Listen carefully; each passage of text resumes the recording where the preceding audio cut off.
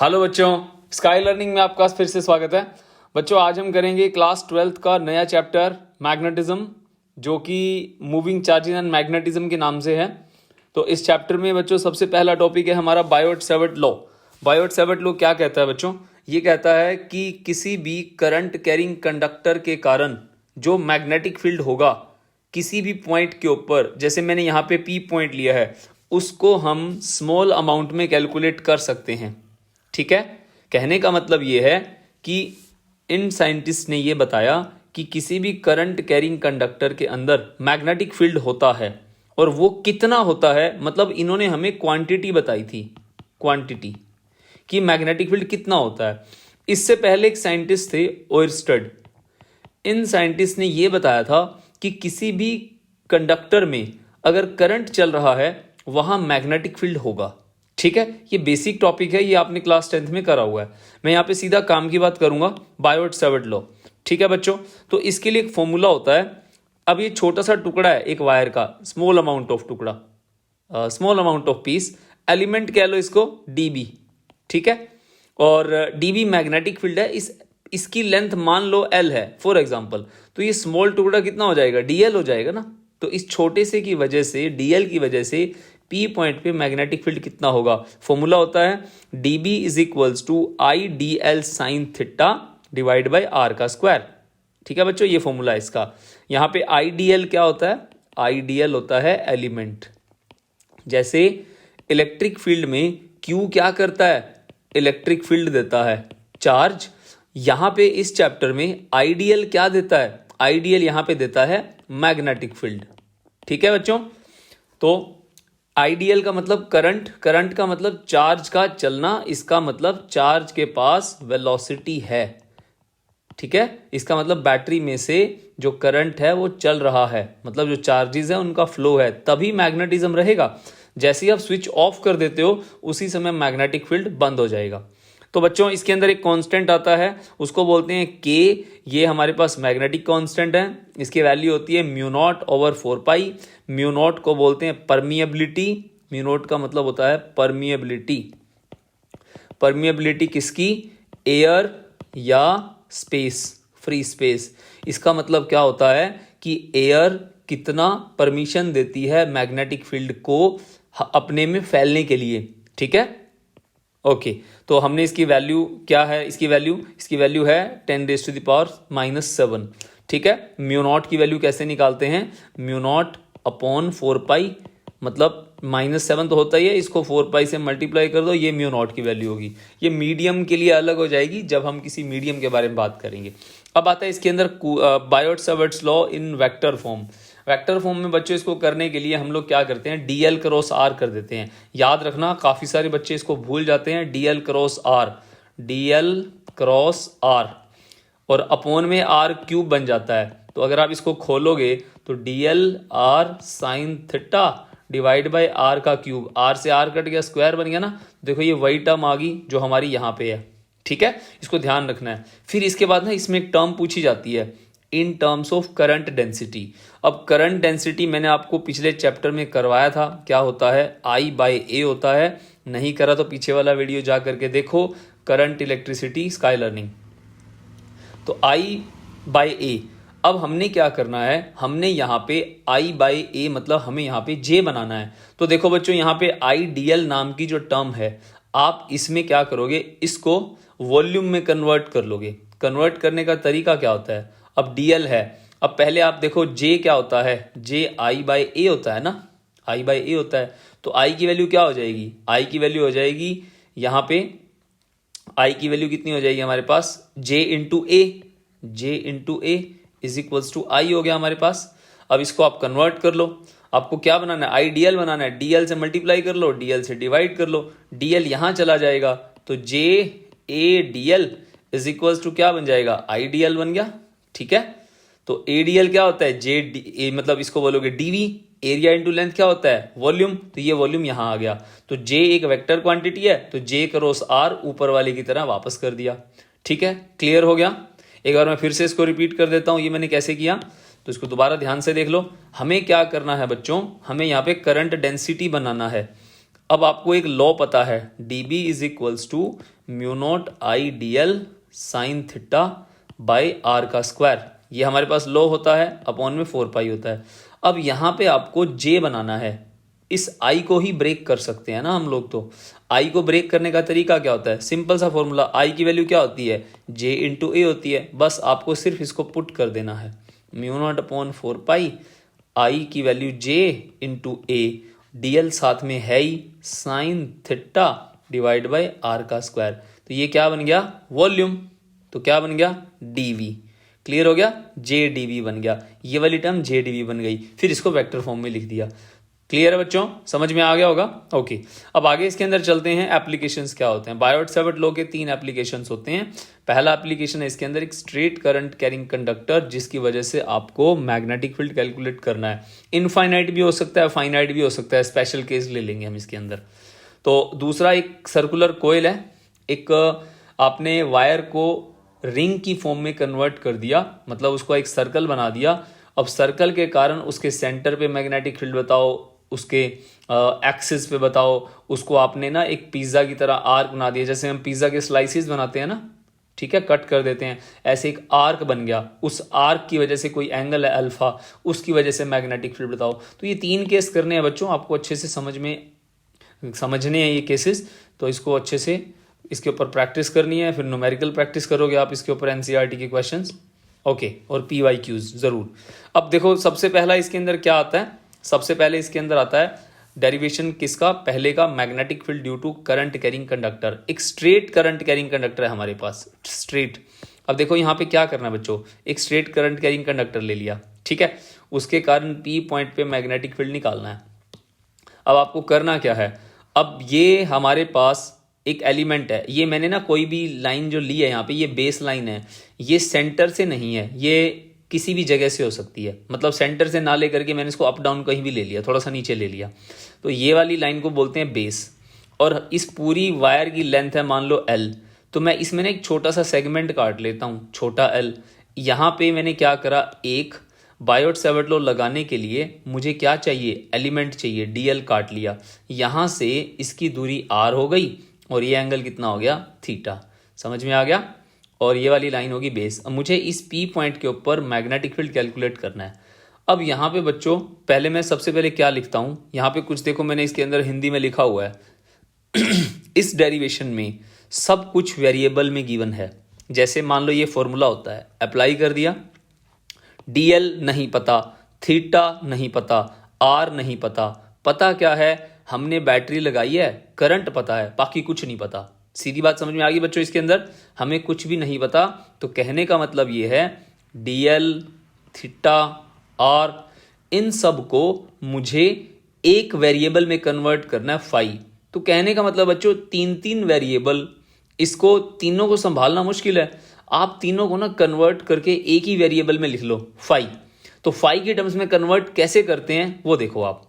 Convert करने के लिए क्या करा, सबसे पहले क्या करा, यहाँ पे ये एंगल मान लिया, ये वाला, इसको मैंने मान लिया फाई, ये फाई एंगल है। इसकी यहाँ से दूरी पता नहीं, और इसकी यहाँ से दूरी पता नहीं, बट हमें ये एंगल पता है, ये एंगल पता लगा सकते हैं हम लोग, ठीक है। टर्म्स में मान लो मैंने बोला कि यहाँ से 30 डिग्री है, ये 40 डिग्री है, एक एंड से वायर का एक एंड x हो गया, दूसरा एंड y हो गया। अब इस वाले एंगल को मैंने यहाँ फाई 1 माना है, इस वाले पूरे एंगल को मान लो फाई 2। अब यहाँ देखो फाई से वेरिएबल हो रहा है 3 वेरिएबल, थीटा, DL और ये R, ये तीनों वेरिएबल एक फाई में कन्वर्ट हो जाएंगे। करने का तरीका क्या होता है आप इस डायग्राम से समझना, ठीक है, थोड़ा बहुत तो समझ में आ गया होगा, एक बार दोबारा देखो इसको। इन ट्रायंगल ABP, अब देखो ये ट्रायंगल ABP है यहाँ पे। अब यहाँ पे ये वाला एंगल कितना है, ये वाला एंगल फाई है, ये एंगल कितना है, थीटा है, ये 90 है। तो थीटा प्लस फाई 90 हो जाएगा ना, क्योंकि ट्रायंगल में theta plus phi plus 90 is equals to 180 degree होता। तो मैंने डायरेक्ट लिख दिया theta plus phi is equals to 180 minus 90 is equals to 90। तो थीटा की वैल्यू कितनी आ गई बच्चों, 90 माइनस फाई। तो बच्चों देखा यहाँ पे थीटा की वैल्यू पुट कर देंगे, साइन 90 माइनस फाई क्या बन जाएगा, कोस फाई बन जाएगा। आसान है ना। अब नेक्स्ट देखो इसके अंदर अब क्या पता करना है हमें, अब ये आर पता करना है। आर पता करने के लिए मैंने क्या करा है, ट्रायंगल बाहर निकाल लिया, उस डायग्राम से ये ट्रायंगल बाहर निकाल लिया। अब इस ट्रायंगल में हमें क्या पता है, हमें यहाँ पे ना बेस पता है, मतलब ए पता है। बेस हमारा ए हो गया, एंगल के सामने परपेंडिकुलर होता है, ये बेस हो गया। तो कोस क्या होता है, कोस थीटा क्या होता है, कोस थीटा होता है हमारे पास बेस बाय हाइपोटेनस। तो यहाँ पे कोस फाई निकालना है तो कोस फाई लिख देता हूँ। बेस कितना है ए, हाइपोटेनस कितना है आर, तो कोस फाई की वैल्यू कितनी हो गई ए बाई आर। आपको क्या चाहिए, आर चाहिए, ए बाई कोस फाई। ठीक है बच्चों, फाई की टर्म्स में आर भी आ गया, फाई की टर्म्स में एंगल भी आ गया। अब लास्ट है हमारे पास क्या, डीएल। डीएल पता करना है। डीएल के लिए टेन फाई पता करो, डीएल के लिए टेन फाई। अब इसी ट्रायंगल में टेन फाई निकाल लो। टेन फाई कैसे निकलता है, perpendicular upon base, perpendicular upon base, तो मतलब छोटा एल बटे ए, छोटा एल बटे ए। अब हमें क्या चाहिए, एल चाहिए, तो ए को ऊपर ले जाओ, ले गए। अब क्या करना है, डीएल चाहिए। डीएल के लिए क्या करते हैं, डीएल के लिए डेरिवेटिव करते हैं, डिफरेंशिएशन करते हैं, differentiation with respect to phi. अगर डिफरेंशिएशन वीक है तो जाओ इसमें, मैथमेटिकल टूल्स स्काई लर्निंग पे है, वहाँ पे जाकर के आपको समझना है डिफरेंशिएशन कैसे करते हैं। ठीक है, डिफरेंशिएशन बहुत ज़रूरी है, आगे आने वाले जो भी डेरिवेशंस हैं, क्वेश्चंस हैं, डिफरेंशिएशन आपको आना चाहिए अच्छे से, इंटीग्रेशन एंड डिफरेंशिएशन। अब यहाँ पे देखो डीएल बाई डी फाई और टेन फाई का क्या हो जाएगा, सीकेंड स्क्वायर फाई, ये तो कॉन्स्टेंट है। अब डीएल की वैल्यू कितनी आ गई, डी फाई ऊपर चला गया, ए सीकेंड स्क्वायर फाई, तो आपके पास आर आ गया, आपके पास थीटा आ गया, आपके पास डीएल आ गया।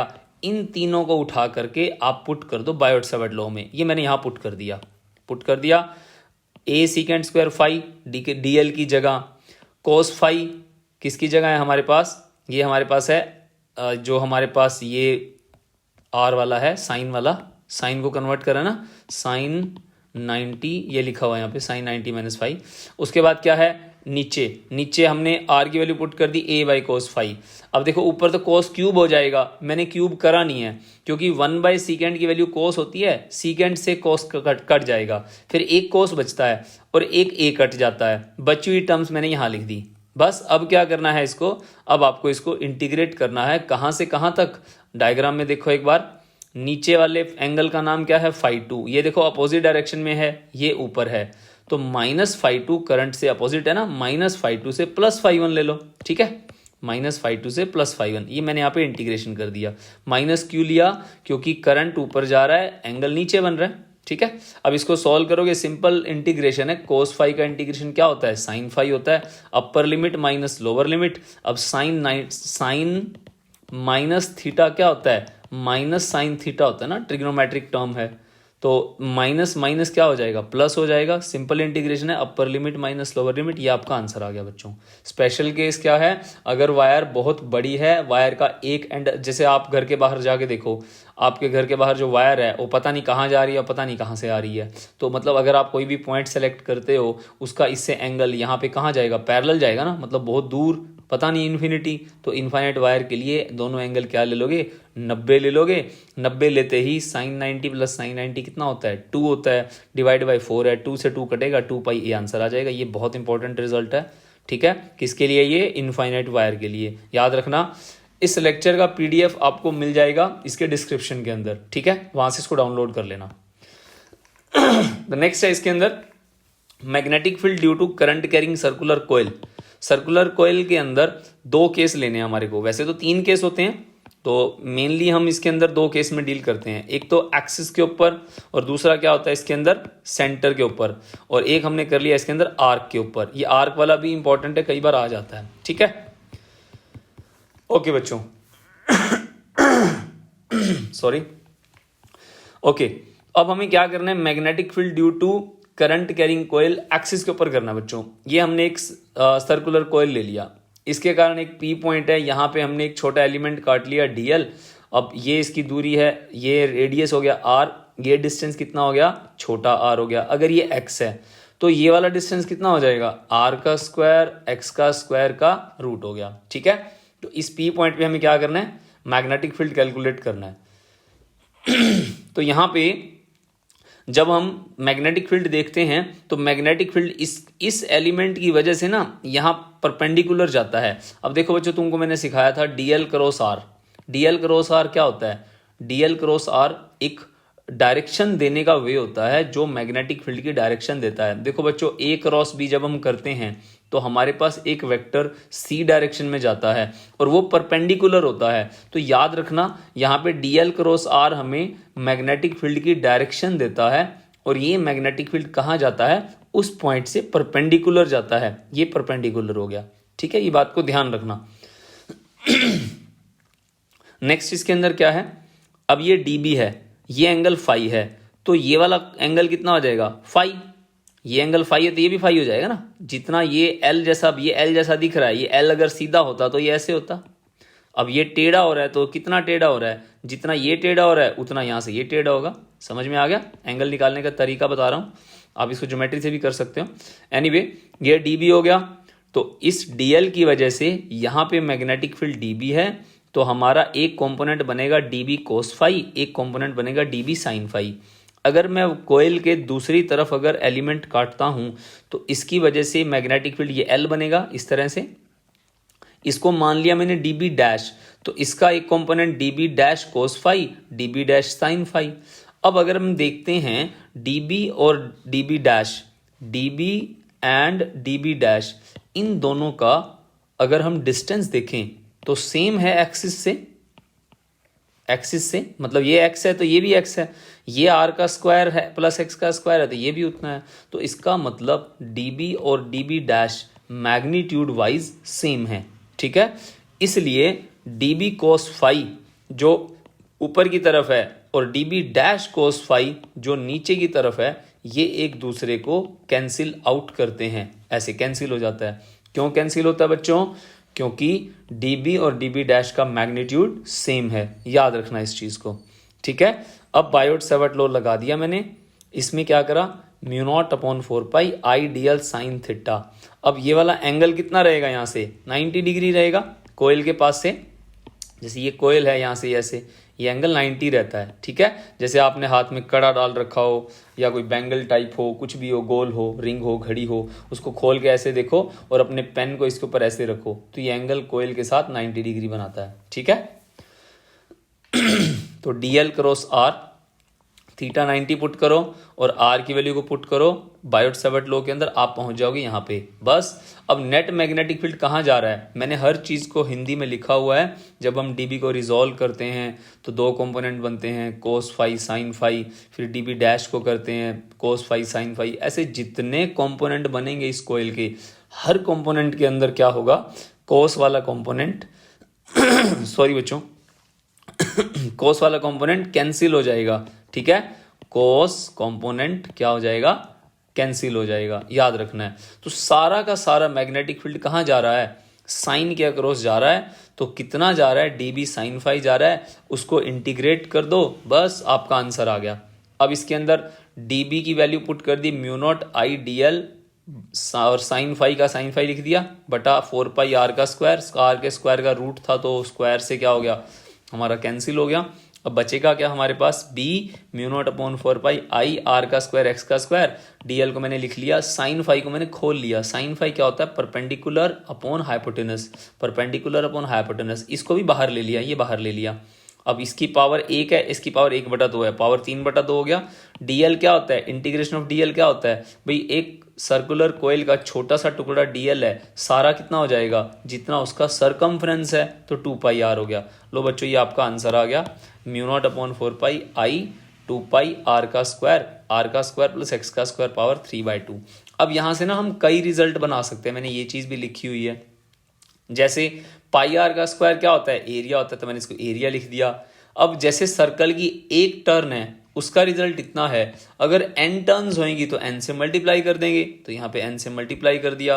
अब एक नई टर्म आती है बच्चों, इंपॉर्टेंट है ये वाली term, magnetic dipole moment due to circular coil. कितना होता है? NIA, ठीक है, NIA। इसकी वैल्यू को मैंने m से रिप्लेस कर दिया। फिर एक स्पेशल केस ले सकते हैं। अगर मान लो आपका पॉइंट बहुत ज़्यादा दूर है x, और ये वाला r बहुत ज़्यादा बड़ा हो गया, मतलब x, और ये आर छोटा हो गया आपका, तो आप क्या करते हो, नेग्लेक्ट कर देते हो ना। अगर आर की वैल्यू ज़्यादा बड़ी है तो एक्स नेग्लेक्ट हो जाएगा, अगर एक्स की वैल्यू ज़्यादा बड़ी है तो आर नेग्लेक्ट हो जाएगा, तो हमारा ये आंसर आ गया। समझ में आ गई बात? ठीक है, इसमें एक और केस भी लिख सकते हो, if X is greater than R, तो आप इसको आर को नेग्लेक्ट कर दोगे तो 2 mu naught M divide by 4 pi और एक्स का स्क्वायर हो गया, स्क्वायर पावर 3/2, ये कट गया तो कितना बचेगा, एक्स पावर 3। तो यहाँ पे हम दूसरा केस भी ले सकते हैं, यहाँ पे कैपिटल आर आएगा, कैपिटल आर, और यहाँ क्या हो जाएगा, एक्स हो जाएगा। ये अगला केस हो गया। ठीक है बच्चों, ध्यान रखना इस चीज़ को। नेक्स्ट है अब इसके अंदर हमारा सेंटर के लिए। सेंटर के लिए बिल्कुल आसान है, एक कोयल का एक सेंटर ले लिया हमने, क्या करा, अब सेंटर से पहले यहाँ थे, इस पॉइंट पे यहाँ आ गए, इधर आ गए। चाहो तो ये चीज़ आप यहाँ से भी कर सकते थे, इससे भी, बाकी मैंने फिर अलग इसमें कर दिया। देखो इसमें क्या करना, बायोट-सैवर्ट लॉ लगा दिया, उसके बाद थीटा की वैल्यू 90 पुट कर दो, ये डीएल एलिमेंट ले लिया और ये 90 एंगल हो गया। तो आर की वैल्यू कितनी है आपके पास, जितना रेडियस है तो इसकी value mu naught upon 4 pi I D L sine 90 by R का स्क्वायर, साइन 90 1 हो जाएगा। तो अब सारे के लिए निकालना है, डी एल की वैल्यू कितनी हो जाती है, 2 पाई आर हो जाती है। अब म्यू नॉट आई बटे 4 पाई आर का स्क्वायर 2 पाई आर, इसको 2 पाई आर से आर कट गया, पाई से पाई कट गया, 2 दूनी 4, तो mu naught I over 2 R आपका आंसर आ गया। एन टर्न्स के लिए एन से मल्टीप्लाई कर दो, खेल खत्म। ठीक है बच्चों, आसान है। अब नेक्स्ट इसके अंदर स्पेशल केस आता है। स्पेशल केस के अंदर हम लोग क्या करते हैं, magnetic field due to arc की वजह से निकालते हैं। अब ये एक आर्क है, कुछ नहीं करना बच्चों, बिल्कुल आसान है। जैसे आपने ये वाला परफॉर्म करा स्टेप, यहां तक बिल्कुल सेम है, ये वाला यहां तक बिल्कुल सेम है भाई। आपने थीटा लिया, आर लिया, ठीक है, और बायोट-सैवर्ट लॉ लगाना है। मेन थिंग इज दैट, क्योंकि एप्लीकेशंस चल रहे हैं ना, mu naught upon 4 pi I D L R का square, mu naught upon 4 pi I D L की वैल्यू कितनी है, जो आपने 2 पाई आर लिया था ना, बस 2 पाई आर की जगह आप यहाँ पे सिर्फ एल ले लोगे, जो आर्क की लेंथ है, बस आप इसको रिप्लेस मार दोगे और कुछ भी नहीं है। बाकी चीज़ एल बाई आर क्या होता है, अब देखो बच्चों, इतना मैथ आपको पता ही है। ये अगर एंगल अल्फा है तो ये अगर आर है, ये एल, ये इसमें हमारे पास आर है, ये एल है, तो एंगल क्या होता है, एंगल होता है आर्क अपॉन रेडियस होता है ना, आर्क अपॉन रेडियस। तो आर्क कितनी है हमारे पास, एल है, रेडियस कितना है हमारे पास, आर है, तो क्या हो गया, अल्फा। तो मैंने अल्फा से रिप्लेस मार दिया। क्लियर है बच्चों, ये इसका बेसिक है, ये मैंने लिखा भी है हर चीज़ यहाँ पे। ठीक है, नेक्स्ट आता है इसके अंदर एम्पियर सर्किटल लॉ। ये गॉस थ्योरम की तरह ही होता है, इसको क्या बोलते हैं, मैग्नेटिक फील्ड निकालने के काम आता है। ठीक है, किसी भी एनक्लोज सरफेस के ऊपर, तो B dot D L mu naught I बोलते हैं इसको बोलते कैसे हैं, closed line integral is equals to mu naught times of I, ऐसे बोलते हैं इसको बोलते हैं क्लोज लाइन इंटीग्रल। अगर यहाँ पे डी एस होता तो क्लोज सरफेस बोलते, यहाँ क्या है, एल है तो क्लोज लाइन बोल दिया, mu naught times of I law है, याद रखना है। ठीक है, अब इसके एप्लीकेशंस होते हैं, magnetic field due to straight current carrying conductor, जो हमने बायोट-सैवर्ट लॉ से करा था ना अभी, जो ऐसे वाला था। अब इसकी बजाय ना इसमें एक बड़ा शॉर्टकट तरीका है, 2 मिनट में हो जाएगा वो, अभी दिखाऊंगा आपको करके। इनफाइनाइट वायर के लिए एक सोलेनॉइड है, एक टोरॉइड है, इनके डेरिवेशंस एग्जाम में नहीं आ रहे, तो इनके सिर्फ फॉर्मूला को ही याद करना है। ठीक है, डेरिवेशन इसका पढ़ लेते हैं अभी। तो magnetic field due to straight wire using Ampere's law.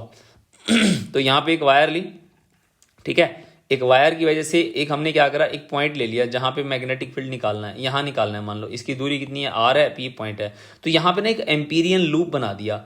Amperian loop, draw the Amperian loop, कैसा होगा, जैसा हमारे पास इसके अंदर एक हम वो नहीं लगाते राइट हैंड थंब रूल, भाई hold the conductor in your hand, जहां पे मैग्नेटिक फील्ड निकालना है, कर्ल योर फिंगर, तो यहाँ पे सर्कुलर रिंग्स बनते हैं। तो यहाँ पे मैंने कंसेंट्रिक रिंग्स बनते हैं, तो यहाँ पे मैंने एक मान लिया कि जो रिंग बना है वो एम्पीरियन लूप है।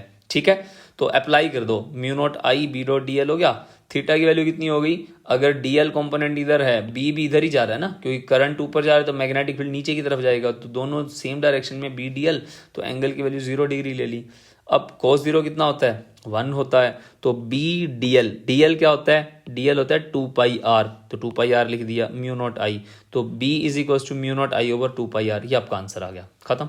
ठीक है, जो आपने इनफाइनाइट नहीं किया था भाई एंगल 90 ऐसा कुछ नहीं है, सीधा आंसर आ जाएगा इसमें। अच्छा, नेक्स्ट आता है इसके अंदर magnetic field due to solenoid. Solenoid क्या होता है बच्चों, ये हेलिकल कॉइल स्ट्रक्चर होता है। ठीक है, वायर को ऐसे लपेट दिया, जैसे हम लोग चरखी लपेटते हैं, जैसे पतंग नहीं उड़ाते, डोर होती है, डोर को चरखी के ऊपर लपेटते हैं, तो इस तरह सा स्ट्रक्चर बनता है। तो म्यू नॉट एन आई, छोटा एन क्या होता है, number of turns per unit length होता है, याद रखना है इसको, ठीक है, फॉर्मूला याद रखना है इसका। दूसरा टोरॉइड का भी सेम होता है, सोलेनॉइड लंबाई में होता है, टोरॉइड गोल होता है। अब गोल होने की वजह से ना इसके अंदर रेडियस बनते हैं, कई बार क्या होता है इनर रेडियस और आउटर रेडियस दिया होता है, आपको क्वेश्चन दिया होगा इनर रेडियस आउटर रेडियस, तो फॉर्मूला तो होता है सेम सोलेनॉइड वाला। तो आपको यहाँ पे ना जैसे एल होता है, एल की वैल्यू 2πr पुट कर ली, मान लो ये 2πr है, तो यहाँ पे रेडियस की वैल्यू ना मीन रेडियस लेना होता है। ध्यान रखना एनसीईआरटी का क्वेश्चन है, ये पूछा जा सकता है। तो R1 + R2 डिवाइड बाय 2 कर देना। मान लो मैंने इनर रेडियस दे दिया 21, आउटर रेडियस दे दिया 23, तो आप क्या करोगे 21 + 23/2 कितना हो गया 4 और 4/2, तो आंसर कितना आ गया 22। तो आप R की वैल्यू 22 ले लोगे। ये फॉर्मूला मैंने लिख दिया, इंपॉर्टेंट है, इसको याद रखना अच्छे से, ठीक है। Force between two parallel current carrying conductors, बहुत इंपॉर्टेंट। अब यहाँ पे दो कंडक्टर है, एक 1 है एक 2 है, करंट ऊपर जा रहा है I1, करंट ऊपर जा रहा है I2, इन दोनों के बीच में गैप कितना है हमारे पास R। अब देखो इसके ऊपर जो अब इसके अंदर करंट जा रहा है, इसका मैग्नेटिक फील्ड बनेगा, वो मैग्नेटिक फील्ड 2 को इंपैक्ट करेगा, ठीक है। अब 2 का मैग्नेटिक फील्ड बनेगा, वो मैग्नेटिक फील्ड 1 को इंपैक्ट करेगा। तो मतलब क्या है, मतलब ये है कि 2 का मैग्नेटिक फील्ड 1 को इंपैक्ट कर रहा है और 1 का मैग्नेटिक फील्ड 2 को इंपैक्ट कर रहा है। तो force on 1 due to 2, force on 1 due to 2, इसका मतलब ये है ना, फोर्स जिस पे फोर्स लग रहा है, अब फोर्स कितना लगता होता है, फोर्स का फॉर्मूला होता है ILB, ध्यान से सुनना, फोर्स का फॉर्मूला होता है ILB। I किसका, जिस पे लग रहा है 1, L जिसकी लेंथ है, और B किसका, जिसकी वजह से लग रहा है। अब B क्या है, मैग्नेटिक फील्ड, दूसरे का मैग्नेटिक फील्ड पहले वाले को इंपैक्ट कर रहा है ना, तो मैग्नेटिक फील्ड कितना होता है μ0I/2πr, ठीक है बच्चों। तो B2 है तो I2 हो जाएगा, क्लियर है। तो दोनों के बीच में गैप आ रहा है, बस सिर्फ इतनी बात समझनी है, ये मैग्नेटिक फील्ड किसका है 2 का है और 1 पे लग रहा है, समझ में आ गया ना। सेम ऐसे ही तो हमने क्या निकालना होता है, फोर्स पर यूनिट लेंथ निकालना होता है, लेंथ से भाग कर दो, ये आपका आंसर आ गया। तो फॉर्मूला बहुत इंपॉर्टेंट है, डेरिवेशन इंपॉर्टेंट है, इसका अच्छे से करना। Same force on 2 due to 1, अब फोर्स ऑन 2 क्या होता है ILB, I किसका 2 का, L B किसका 1 का, तो ILB1, B1 हो गया, तो B1 हो गया, 1 की वैल्यू क्या हो जाएगी B1 = μ0I/2πr, 1 हो गया, क्लियर हो गया ना। फिर डेफिनेशन ऑफ एम्पियर क्या होता है, इसको 1 पुट कर दो, 1 पुट कर दो, 1 पुट कर दो, ये आपका आंसर आ गया। इसको पढ़ लेना, सेम आएगा, जो फोर्स लग रहा है वो हमारा इतना लगता होता है 2 × 10⁻⁻7, ठीक है, इसको पढ़ लेना अच्छे से। ओके, नेक्स्ट क्या आता है इसके अंदर, torque experience by a current carrying conductor rectangular coil in a magnetic field. देखो टॉर्क की वैल्यू निकालनी है बच्चों, टॉर्क का फॉर्मूला होता है इसके अंदर MB sin थीटा, ठीक है। इसको दो तरह से करेंगे हम लोग, एक हमने जैसे जनरेटर जैसा ले लिया, आपने क्लास 10th में पढ़ा हुआ है, जनरेटर की तरह होता है। तो एक नॉर्थ साउथ हमने एक मैग्नेट लिया, उसके बीच में एक कोयल को रख दिया, आर्मेचर कोयल है ABCD, अब इसमें रेक्टेंगुलर कोयल बोलूंगा क्योंकि टॉपिक का नाम रेक्टेंगुलर कोयल है, तो ये रेक्टेंगुलर लूप है ABCD। अब इसके अंदर क्या करना है, मुझे यहाँ पे 2 केस से टॉर्क निकालना है। दोनों केस देखो एनसीईआरटी में दिए हुए हैं। केस 1, जब रेक्टेंगुलर कोयल जो होती है यूनिफॉर्म मैग्नेटिक फील्ड में और डाइपोल मोमेंट के अंदर कोई भी एंगल नहीं बनता। कहने का मतलब क्या है, डाइपोल मोमेंट क्या होता है, इसमें m होता है, जो मैंने यहाँ पे छोटा m लिख रहा है, और b, इनके बीच में कोई एंगल नहीं बनता। इस सिचुएशन के अंदर हम क्या करते हैं, torque = F × perpendicular distance. Force की वैल्यू कितनी होती है ILB होती है, क्योंकि ऊपर फोर्स लग रहा है नीचे भी फोर्स लग रहा है। ये कैसा लग रहा है, ये ऐसे जाएगा, ये ऐसे जाएगा, तो एंटी क्लॉकवाइज है। तो टॉर्क 2 जनरेट हो रहे हैं, एक कोयल के इस एंड पे जाएगा, एक कोयल के नीचे की तरफ जाएगी। जैसे आपके हाथ में नोटबुक है, नोटबुक ऐसे है ना, अगर नोटबुक को घुमाओगे तो जो हाथ जहां पे आप लिख रहे हो ये वाला हिस्सा ऊपर जाएगा, ये वाला हिस्सा नीचे जाएगा ना। सोच के देखो, एक बार घुमा करके देखो, ये ऐसे जाएगा और ये ऐसे जाएगा, गोल गोल घुमाओ इसको, ट्राई करके देखो। तो जो आपका जहां पे ये क्लासमेट है मान लो, या ये वाला हिस्सा ऊपर जा रहा है, ये वाला हिस्सा नीचे जा रहा है, ठीक है। सेम वही चीज मैंने यहाँ करी है। Okay, both are equal and opposite, so net force is 0। तो नेट फोर्स 0 है, क्योंकि मान लो ऊपर IL भी लग रहा है, नीचे IL भी लग रहा है। जैसे बोतल का ढक्कन खोलते हैं हम लोग, पानी पीने के लिए बोतल का ढक्कन खोला, आपकी उंगली जो है वो बाहर की तरफ जाती है और आपका अंगूठा जो है आपकी चेस्ट की तरफ आता है, ठीक है। सेम वही सिचुएशन है। तो टॉर्क 1 टॉर्क 2, टॉर्क 1 कितना हो गया, फोर्स इंटू परपेंडिकुलर डिस्टेंस। अब फोर्स ऐसे लग रहा है, परपेंडिकुलर डिस्टेंस कितना है, b/2 है, तो लिख दिया यहाँ पे फोर्स इंटू परपेंडिकुलर डिस्टेंस। दूसरा कितना है, फोर्स नीचे लग रहा है ILB, और उसको क्या लिख दिया, b/2। एंटी क्लॉकवाइज टॉर्क है, साइन कन्वेंशन पॉजिटिव रहेंगे, ठीक है। तो दोनों को जोड़ दो, ILB इंटू बी बन जाएगा। L इंटू बी क्या होता है, एरिया, लंबाई गुना चौड़ाई। ये कोयल है, ये इसकी चौड़ाई है, ये इसकी लंबाई है, तो लंबाई गुना चौड़ाई क्या होता है, एरिया होता है, बस लिख दिया। तो torque is equals to IAB, ठीक है बच्चों। NIA नंबर ऑफ टर्न्स के लिए n से मल्टीप्लाई कर दिया। केस नंबर 2 होता है, अगर मान लो magnetic dipole movement magnetic field के साथ कोई भी एंगल थीटा बनाती है, तो उस सिचुएशन के अंदर हम लोग का जो डिस्टेंस है वो थोड़ा सा थीटा की फॉर्म में कन्वर्ट हो जाता है। जैसे ये b/2 है, ये परपेंडिकुलर डिस्टेंस हो जाएगा, ये कितना हो जाएगा हमारे पास, b/2 साइन थीटा। सिमिलरली ये कितना हो जाएगा, b/2 साइन थीटा। ये फोर्स है, ये परपेंडिकुलर डिस्टेंस है, तो परपेंडिकुलर डिस्टेंस कितना हो गया, b/2 साइन थीटा। बस जो आपने ऊपर टॉपिक करा है ऊपर वाला, उसमें b लिखा था, यहाँ पे b/2 साइन थीटा हो जाएगा, मतलब वहाँ b/2 लिखा था ना, साइन थीटा हो जाएगा, यहाँ भी साइन थीटा हो जाएगा, बाकी सारा सेम रहेगा, बस साइन थीटा से मल्टीप्लाई हो जाएगा। n टर्न्स के लिए n से मल्टीप्लाई कर दो, टॉर्क की वैल्यू mb साइन थीटा। तो टॉर्क कैसे निकालते हैं, force into perpendicular distance. Case 1 के अंदर क्या किया, ILB और b/2 प्लस ILB b/2। ऐसा 2 बार क्यों किया, क्योंकि 2 फोर्स लग रहे हैं, एक ऊपर और एक नीचे। सिमिलरली दूसरे केस के अंदर क्या करा, सिर्फ b/2 साइन थीटा ही मल्टीप्लाई करा है दोनों के अंदर, बाकी सारा सेम रहेगा, ठीक है बच्चों। नेक्स्ट टॉपिक है इसके अंदर most important, moving coil galvanometer. ये गैल्वेनोमीटर क्या करता है बच्चों, ये करंट को डिटेक्ट करता है। थोड़ा सा करंट, जैसे डॉग होते हैं, स्निफर डॉग होते हैं, सूंघ के बताते हैं ना, ये मतलब जैसे आपने देखा होगा यार पिक्चर वगैरह में जो डॉग वगैरह होते हैं वो बता देते हैं कपड़े को सूंघ के कि ये यहाँ पे चीज़ है या यहाँ पे बंदा है, ठीक है। सेम यहाँ पे ना बड़ा स्मॉल अमाउंट ऑफ करंट जो होता है वो गैल्वेनोमीटर हमें डिटेक्ट करके बता देता है, ठीक है। तो यहाँ पे ये स्ट्रक्चर दिया हुआ है, ये स्केल होता है, लिख रखा है, ये मैग्नेटिक फील्ड है। ये ऐसे कटे हुए मैग्नेट क्यों हैं, क्योंकि ये मैग्नेटिक फील्ड रेडियल फॉर्म में दें, मतलब रेडियस फॉर्म में दें, क्योंकि सर्कुलर कोयल, हमारे पास ये जो कोयल होती है ये ऊपर से सर्कुलर दिख रही है, बाकी ये सिलेंड्रिकल होती है, जैसे पेन होता है हमारा, ठीक है। और ये बीच में स्प्रिंग होता है, जब ये पॉइंटर इधर आएगा तो स्प्रिंग उसको वापस लेके जाता है। जैसे गाड़ियों में नहीं होता, हम रेस देते हैं स्कूटी पे, स्कूटी में सुई ऊपर जाती है, जब रेस कम करते हैं तो वापस आ जाती है सुई। सेम वही सिचुएशन है, करंट होगा तो ये पॉइंटर डिफ्लेक्शन देगा, करंट नहीं होगा तो ये वापस आ जाएगा। सॉफ्ट आयरन कोर इसमें यूज़ करते हैं, बाकी स्प्रिंग है जो, ये स्प्रिंग क्या करता है, काउंटर फोर्स प्रोवाइड करता है। चलो बच्चों इसकी वर्किंग देखते हैं। पहली बात तो इसका प्रिंसिपल पता होना चाहिए, जो ऊपर वाला टॉपिक है ना वो इसका प्रिंसिपल है। कौन सा, torque acting on a current carrying conductor placed in magnetic field, ठीक है। ये इसका टॉपिक है, मतलब ये इसका प्रिंसिपल है और हमारे लिए टॉपिक भी था ये। तो इसका मतलब इसका प्रिंसिपल क्या हो गया, NIAB हो गया, ये इसका प्रिंसिपल हो गया। सोचने की बात है, अगर मैथमेटिकली बात करें यही होगा। दूसरा वर्किंग क्या होती है, वर्किंग के अंदर बच्चों देखो मैं सीधी बात कर रहा हूँ इसके अंदर, अगर सुई ऐसे थी, ये ऐसे जाती है करंट आने से तो वापस आएगी ना। अब ये वाला एंगल जो बनता है ये फाई होता है, इसको बोलते हैं डिफ्लेक्शन, ठीक है बच्चों, इसको क्या बोलते हैं, डिफ्लेक्शन।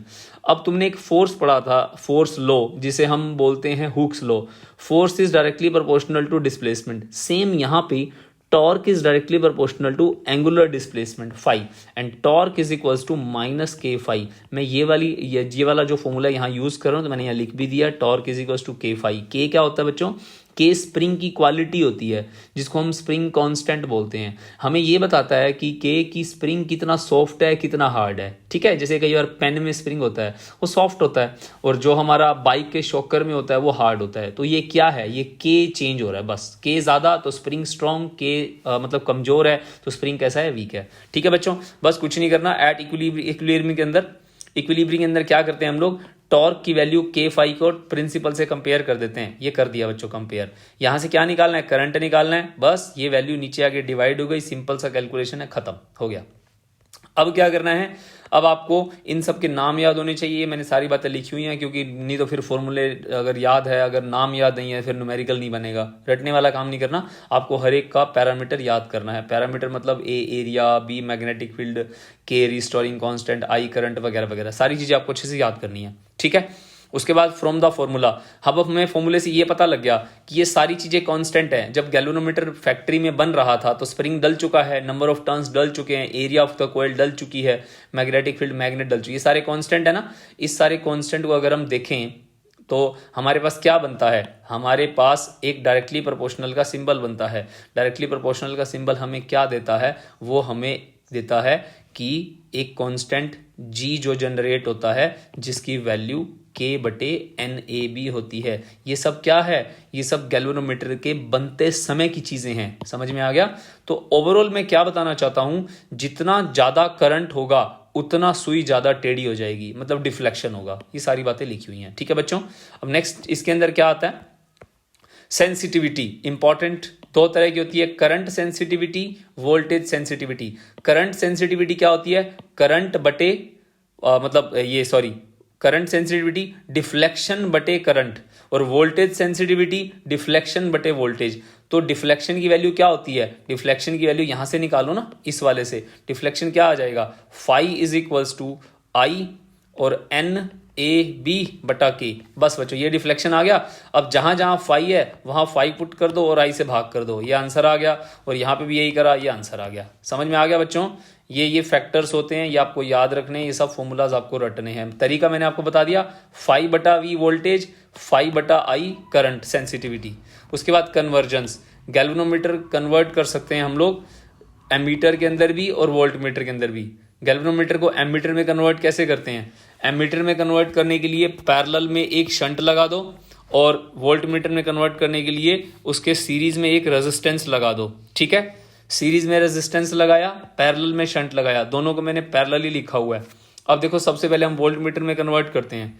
गैल्वेनोमीटर को वोल्ट मीटर में कन्वर्ट करने के लिए गैल्वेनोमीटर के सीरीज में मैंने एक रेजिस्टेंस लगा दिया। अब जब ये रेजिस्टेंस हम लगाते हैं, इससे क्या होता है, वोल्टेज ड्रॉप हो जाता है। ठीक है, वोल्टेज ड्रॉप। अब वोल्ट मीटर से जो वोल्टेज जो सेल है उससे जो करंट निकलता है वो IG निकलता है। हमारा टारगेट क्या है, हमारा टारगेट है हमें IG की वैल्यू कैलकुलेट करनी है कि गैल्वेनोमीटर में करंट कितना जा रहा है, वो हमें गिवन रहेगा। अब आपने जो रेजिस्टेंस यहाँ पे जोड़ा है R, उसकी वैल्यू क्या है, किरचॉफ्स लॉ लगाओ, 1 मिनट में हो जाएगा। किरचॉफ्स लॉ लगा दो बच्चों। अब यहाँ पे मैंने क्या करा, अप्लाई किरचॉफ्स लॉ। A से B, B से C, C से D, D से A से B गए। गैल्वेनोमीटर का रेजिस्टेंस मैंने मान लिया G और रेजिस्टेंस इसका मान लिया R।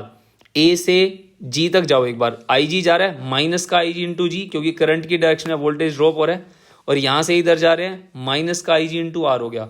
और उसके बाद यहाँ कोई रेजिस्टेंस नहीं है, वापस आ रहे हैं तो बैटरी रास्ते में आ गई, माइनस से प्लस क्या है प्लस, तो प्लस का वोल्टेज 0। इस कैलकुलेशन को सॉल्व कर लो, आपको रेजिस्टेंस मिल जाएगा। कहने का मतलब क्या था, वोल्ट मीटर में कन्वर्ट करने के लिए सीरीज में एक रेजिस्टेंस लगाना है, उस रेजिस्टेंस की वैल्यू निकाल दी मैंने ऐसे। क्लियर है, ऐसे ही इसके अंदर है, गैल्वेनोमीटर को एमीटर में कन्वर्ट करना है, शंट लगा दिया। कहाँ, पैरेलल में। शंट क्यों लगाया, क्योंकि हमने सारा करंट बाईपास निकालना था, क्योंकि अगर large amount of current galvanometer से पास हो जाता तो गैल्वेनोमीटर जल जाता, सेंसिटिव होता है। तो हमें ये शंट निकालना है, बस सिंपल सी बात है। तो इसके अंदर किरचॉफ्स लॉ लगाओ। किरचॉफ्स लॉ लगा करके आप ये इक्वेशन मिलेगी आपको, कैसे मिलती है, A से B, B से C, C से D, D से A। तो minus IG into G plus plus, क्यों, क्योंकि हम अपोजिट आ रहे हैं, I minus IG into S is equal to 0। अब यहाँ से इसको दूसरी तरफ लेके जाओगे, माइनस से माइनस कैंसिल हो जाएगा, S की वैल्यू कितनी आ गई, IG into G by I minus IG। I hope आपको ये वीडियो समझ में आ गया होगा बच्चों। एक बार इसको फिर से देख लेना, मुझे तेज बोलना पड़ रहा है क्योंकि हमें इसको जल्दी से जल्दी ख़त्म करना है वीडियो को, कम से कम टाइम के अंदर। आपका टाइम बहुत वैल्यूएबल है, तो इसको धीरे धीरे करके देख लेना। जो चीज़ समझ में ना आए उसको फिर से देखना, अगर कुछ लगे आपको ऐसा है तो कमेंट में डाल देना। ठीक है बच्चों, all the very best for your examination, bye bye.